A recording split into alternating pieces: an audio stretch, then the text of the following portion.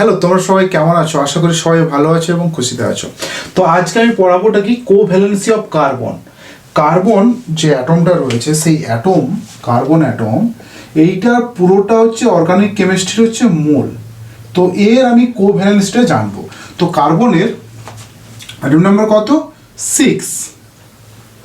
তো এটা কিভাবে হয় আমি তোমাদের আগে বলেছি, বা তোমরা কেমিক্যাল বন্ডিং এটা পড়ে থাকবে, আমি তোমাদের দেখিয়ে দিই। স্ট্রাকচারটা হবে কি, 6টা যদি ইলেকট্রন থাকে 1s এ 2টো থাকবে, 2s এ 2টো থাকবে, 2p তে থাকবে কটা? 2টো। তাহলে এটা 1s এর কক্ষ,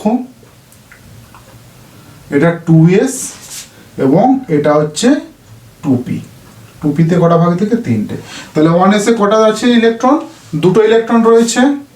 তো ইলেকট্রনগুলো বিপরীত দিকে থাকবে, ওকে, বিপরীত স্পিনে থাকবে। স্পিন বলতে উপরের দিকে একটা স্পিন, নিচের দিকে একটা স্পিন, বিপরীত স্পিনে থাকবে। 2s এ কটা? 2টো। তুমি এভাবেও লিখতে পারো বা এভাবেও লিখতে পারো, কোনো অসুবিধা নেই। 2p তে কি থাকবে? 2p তে এখানে একটা ফিল আপ করবে, সেকেন্ডটা আর একটা ফিল আপ করবে। তোমরা নিশ্চয়ই পড়েছো, হোমস রুল ওগুলো পড়েছো। তো দেখো, নর্মাল যদি আমি গ্রাউন্ড স্টেটের ক্ষেত্রে ধরে থাকি, যদি গ্রাউন্ড স্টেট হয় মানে নর্মাল অবস্থাতে যদি থাকে কার্বন, তার শো করবে এভাবে। ইলেকট্রনগুলো, ইলেকট্রনিক যে কনফিগারেশন, সেই কনফিগারেশনটা এভাবে থাকবে। যদি এটা আমি এক্সাইটেড করি, এক্সাইটেড কিভাবে করা হয়?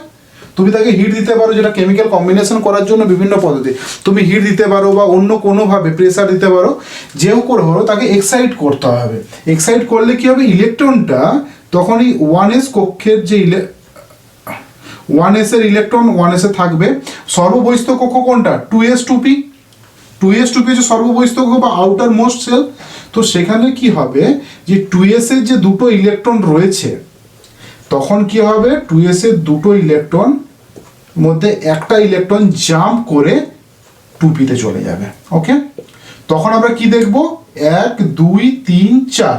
তাহলে কার্বনের যোজ্যতা কত? কার্বনের যোজ্যতা হচ্ছে 4, বা কোভ্যালেন্সি কত?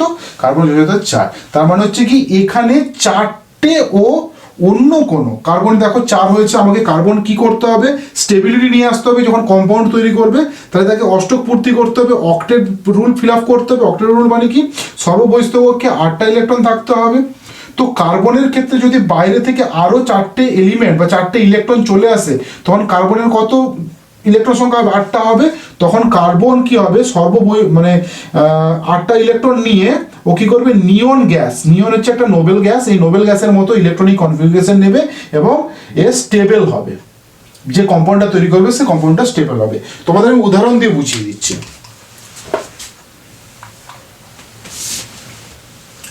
ধরে নাও তোমাদের কটা কার্বন দেওয়া আছে? একটা কার্বন দেওয়া আছে। কার্বনে কটা হাত বললাম, কটা ইলেকট্রন আছে? 4টে যোজ্যতা। 4টে যোজ্যতা দেখিয়েছি, এই ডট দিয়ে দেখিয়েছি, লুইস স্ট্রাকচার হিসেবে দেখাবো। প্লাস এখানে যদি আমি 4টা হাইড্রোজেনকে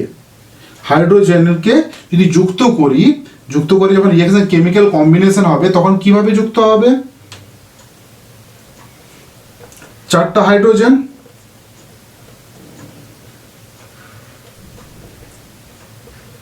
হয়েছে। তাহলে কি হচ্ছে? এই এক একটা দেখো, এক একটা সিঙ্গেল বন্ড। এই যে এই স্ট্রাকচারটাকে আমি কি বলছি? এই স্ট্রাকচারটাকে আমি বলছি লুইস স্ট্রাকচার। যখন আমি কাউপার স্ট্রাকচার, আগের দিন আমি বলেছিলাম কাউপার স্ট্রাকচারের কথা। কাউপার স্ট্রাকচারটা কি? শুধুমাত্র বন্ডিংটাকে, বন্ডিং ইলেকট্রনগুলোকে শো করবে এবং সেটা ড্যাশ শো করবে, কিন্তু এখানে নন বন্ডিং ইলেকট্রন শো করবে না। যে ইলেকট্রনগুলো বন্ডিং এর ক্ষেত্রে সাহায্য করছে না সেখানে শো করবে না, কিন্তু লুইস স্ট্রাকচারের ক্ষেত্রে শো করবে, কিন্তু এখানে নন বন্ডিং নেই তাই শো করছে না, ওকে। আমি পরের উদাহরণে যাচ্ছি। ধরো যেখানে নন বন্ডিংটা আমি তোমাদের দেখাতে পারবো।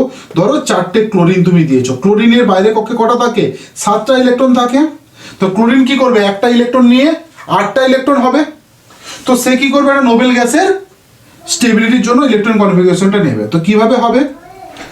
কার্বনের 1 2 3 এবং 4, এখানে ক্লোরিন একটা নিয়েছে, 1 2 3 4 5 6। এখানে দেখো ক্লোরিন 1 2 3 4 5 6। এখানে ধরো, এখানে একটা ক্লোরিন 1 2 3 4 5 6। এখানে আরেকটা ক্লোরিন 1 2 3 4 5 6। তাহলে দেখো এইখানে কার্বনের সঙ্গে এই ক্লোরিনটা যুক্ত হয়েছে, এই পুরো স্ট্রাকচারটাকে আমি কি বলছি, নন বন্ডিং মানে লুইস স্ট্রাকচার বলছি। এই স্ট্রাকচারটাকে আমি কিভাবে লিখতে পারি, আবার তোমাদের দেখিয়ে দিই, এই স্ট্রাকচারটা লুইস স্ট্রাকচারটাকে আমরা এইভাবেও লিখতে পারি, মানে এখানে না করে আমি এখানে লাইনটা টেনে দিচ্ছি। লুইস স্ট্রাকচার আমি এভাবেও করতে পারি, নন বন্ডিংগুলো শো করতে পারি, কিন্তু কাউপার স্ট্রাকচারের ক্ষেত্রে গিয়ে তোমাদেরকে কি করতে হবে, শুধুমাত্র এভাবে তোমাদেরকে শো করতে হবে। ওকে, তাহলে তোমরা বুঝতে পারলে এটা। আমি পরও আরও 2-4টা উদাহরণ তোমাদের দিয়ে দিই। ধরো যদি দুটো কার্বন থাকে, ধরো দুটো কার্বন রয়েছে, প্লাস ধরো তোমাদের কটা দেওয়া আছে, ধরো দুটো নয়, ধরো 6টা হাইড্রোজেন দিয়েছি, 6টা কটা হাইড্রোজেন দিয়েছি, তাহলে কিভাবে যুক্ত হবে? হ্যাঁ, এটাকে কি বলা হয়, এটাকে বলা হয় মিথেন।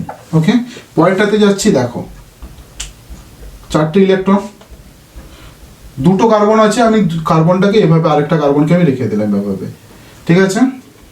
6টা হাইড্রোজেন, 1টা 2টো 3টে 4টে 5টা 6টা, দেখো হয়েছে।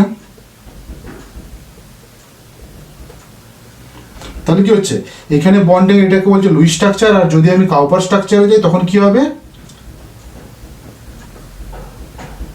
Hydrogen hydrogen hydrogen hydrogen hydrogen hydrogen. তাহলে কি এটাকে কি বলা হবে, এটাকে বলা হবে ইথেন। ঠিক আছে, সিঙ্গেল বন্ড আছে তার জন্য এটা কি হবে, ইথেন বলা হবে। যদি এখানে 4টা হাইড্রোজেন থাকতো তাহলে কি হতো, 4টা হাইড্রোজেন থাকলে, আমি পরের উদাহরণটা দিয়ে দিই তোমাদের, একটু মুছে দিচ্ছে এই জায়গাটা। ধরো দুটো কার্বন রয়েছে প্লাস 4টা হাইড্রোজেন দিয়েছি। ওকে, তাহলে কি হবে, আমি কার্বনের 4টে যোজ্যতা করলাম, এই কার্বনেরও 4টে যোজ্যতা করলাম। ওকে, তাহলে 4টে হাইড্রোজেন আছে, আমি ধরে নিচ্ছি এখানে একটা হাইড্রোজেন রয়েছে আর এখানে একটা হাইড্রোজেন রয়েছে, আর এই কার্বনের ক্ষেত্রে এখানে একটা হাইড্রোজেন, এখানে একটা হাইড্রোজেন। ওকে, তাহলে কি হচ্ছে, দেখো এখানে তবু একটা ইলেকট্রন বাদ চলে যাচ্ছে, সেই ইলেকট্রনটা কি হবে, এখানে চলে আসবে। তাহলে এখানে একটা ডবল বন্ড ফর্ম করছে, এগুলো সিঙ্গেল বন্ড ফর্ম করছে, ডবল বন্ড ফর্ম করছে, তোমরা বুঝতেই পারছো। এটাকে কি বলা হয়, এটাকে বলা হয় ইথিলিন। ডবল বন্ড আছে তাই ইন হবে, ইথিলিন। ওকে, ইথিলিন বলা হবে।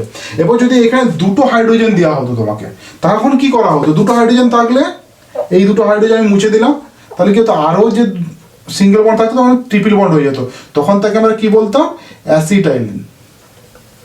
ওকে, তাহলে বুঝতে পারলে যে কার্বনের যে কোভ্যালেন্সি 4 হয়, এবং যার জন্য কার্বন কি করে, এই যে 4টে করে রয়েছে, তো পরে আরো কার্বনের সঙ্গে যুক্ত হবে, পরে আরো কার্বনের সঙ্গে যুক্ত হবে, এভাবে কার্বন যুক্ত হতে থাকে, এভাবে কার্বন পরপর শৃঙ্খল চেন হিসেবে যুক্ত হতে থাকে।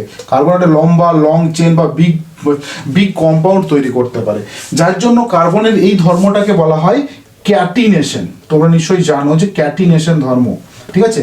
এই বিগ ধর্মের জন্য এই কার্বন অর্গানিক কেমিস্ট্রিতে আমরা এত রিঅ্যাকশন, এত কম্পাউন্ড এই জন্য দেখতে পাই। কেন, তার কারণ হচ্ছে কার্বনের মধ্যে এই ক্যাটিনেশন ধর্মটা থাকার জন্য। এবং কার্বন কি করছে, তার 4টে যোজ্যতা ফিল আপ করার জন্য অন্য অ্যাটম থেকে বা অন্য কার্বন অ্যাটম থেকে কি করছে, কার্বন থেকে একটা একটা করে ইলেকট্রন নিচ্ছে, কেউ যদি বেশি দেয় নিতে পারে, দিয়ে কি করছে, ও নিয়ন গ্যাসের মতো, নোবেল গ্যাসের মতো ইলেকট্রনিক কনফিগারেশন নিয়ে ও স্টেবল হচ্ছে। শুধু দেখে নাও এই জায়গা থেকে তোমরা, এই যে স্ট্রাকচার আমি কাউপার স্ট্রাকচার বললাম বা লুইস ডট স্ট্রাকচার বললাম, এই স্ট্রাকচার থেকে তুমি কোনোভাবেই কখনো বলতে পারবে না যে এই স্ট্রাকচার যেটা রয়েছে এর জিওমেট্রি কি হবে, এর জিওমেট্রি কি হবে, জিওমেট্রি কি হবে, বা এর সাইজ কি হবে, এই মলিকুল এই কম্পাউন্ডটা সাইজ কি হবে, বা জিওমেট্রি কি হবে, কেমন দেখতে হবে, বা এর শেপ কেমন হবে, বা এর বন্ডের এনার্জি কত হবে, বা বন্ডের তোমার বন্ড অ্যাঙ্গেল কত হবে, এটা আমরা এই লুইস ডট স্ট্রাকচার বা কাউপার স্ট্রাকচার থেকে আমরা বলতে পারি না। যার জন্য আমাদেরকে কি করতে হবে, অ্যাটমিক অরবিটাল বা অরবিটাল বন্ডিং এর আমাদেরকে জানতে হবে। ঠিক আছে, তো আমাদেরকে কি জানতে হবে, যে আমাদের অরবিটাল একটা কনসেপ্ট থাকবে, অরবিটাল কনসেপ্ট অফ বন্ডিং, সেটা আমি বলে দিচ্ছি, যেটা কি হচ্ছে অরবিটাল কনসেপ্ট অফ বন্ডিং। এইটা আমাদের পরবর্তী টপিকে আসবে, অরবিটাল কনসেপ্ট অফ বন্ডিং, যেটা কোয়ান্টাম মেকানিক্স। এটা তোমরা পরবর্তীকালে ফিজিক্যাল কেমিস্ট্রিতে পড়বে, কোয়ান্টাম মেকানিক্স বা ওয়েভ মেকানিক্স, মানে যেটা ডিপেন্ড করে একটা কিসের ওপরে, একটা প্রবাবিলিটি। মানে ধরো তোমাকে বলা হলো তোমার বন্ধুরা কোথায়, তুমি সঙ্গে সঙ্গে মাথার মধ্যে ভেবে নেবে যে তোমার বন্ধুরা হয় ওই থেকে আড্ডা দিচ্ছে, বা ওখানে চা খেতে গেছে, বা ওই গাছের তলায় বসে আড্ডা করছে। তুমি জানো ঠিক তোমার এই যে প্রবাবিলিটি তুমি যে ধরে নিচ্ছ যে ওখানে ওটা থাকতে পারে, ঠিক সেরকমভাবেই আমরা অরবিটাল যে কনসেপ্ট, বন্ডিংয়ের যে কনসেপ্টটা, কোয়ান্টাম মেকানিক্সটা এই প্রবাবিলিটি বা অ্যাজাম্পশনের উপরে ডিপেন্ড করে তোমাকে বলে দেবে যে ওই ইলেকট্রন, যে ইলেকট্রনটা নিউক্লিয়াসের বাইরে, যে ইলেকট্রনটা, যে অরবিটালের যে ইলেকট্রনগুলো ঠিক কোথায় রয়েছে, ঠিক আছে। তো সেটা কোথা থেকে আসে, তার জন্য দুটো রুল হয়। একটা হচ্ছে কি ভ্যালেন্স বন্ড থিওরি, তোমরা এটা কিছুটা পড়েছো ইনঅর্গানিক কেমিস্ট্রিতে, কেমিক্যাল বন্ডিংয়ে। এবং হচ্ছে কি molecular orbital theory, molecular orbital theory. Okay, সেটাকে কি বলা হচ্ছে, এমও বলা হচ্ছে। তো আমাদেরকে পরের ইয়েতে আমরা কি পড়বো, যে অ্যাটমিক অরবিটালটা জিনিসটা কি, এরপরে পড়বো কি অ্যাটমিক অরবিটাল পরে ভ্যালেন্স বন্ড আর মলিকুলার অরবিটাল এই জিনিসটা কি। এইটার মাধ্যমে এই দুটো থিওরি যেটা কোয়ান্টাম মেকানিক্স থেকে আমরা পেয়েছি, এই দুটো মেকানিজম থেকেই আমরা কি বলতে পারবো, যে একটা স্ট্রাকচারের শেপ বলতে পারবো, একটা স্ট্রাকচারের জিওমেট্রি বলতে পারবো, একটা স্ট্রাকচারের মধ্যে তাদের দুটো অ্যাটমের মধ্যে যে বন্ডিংটা হয়েছে, যে কোভ্যালেন্ট বন্ডিং হয়েছে, সেই কোভ্যালেন্ট বা সমযোজী যে বন্ধনটা গঠন করেছে, সেই বন্ধনের দৈর্ঘ্য কত হবে, বন্ধনের ওই দুটো বন্ধনের মধ্যে বন্ধন দৈর্ঘ্য এবং বন্ধন কোণ কত হবে সেটা তুমি বলতে পারবে, এবং শেপ বলতে পারবে, যেটা তোমরা অলরেডি ইনঅর্গানিক কেমিস্ট্রিতে তোমরা অলরেডি পড়েছো কেমিক্যাল বন্ডিং চ্যাপ্টারে, যে শেপগুলো কীরকম হবে। যে টেট্রা, যেমন ধরো এই যদি আমি মিথেনটার কথা বলি, মিথেনটার শেপটা এরকম হবে, ঠিক আছে। যেখানে তোমার কোনটা কত হবে, 109°28' হবে, ঠিক আছে। এই জিনিসগুলো পরবর্তীকালে তোমাদের ধীরে ধীরে আসতে থাকবে। ওকে, তো আজকে এই পর্যন্ত। পরের ভিডিওতে আসবে তোমাদের কি অ্যাটমিক অরবিটালস, পরেরতে আসবে ভ্যালেন্স বন্ড থিওরি, এবং তার পরেরটাতে আসবে মলিকুলার অরবিটাল থিওরি। ওকে, সবাই ভালো থেকো এবং খুশিতে থাকো, টাটা।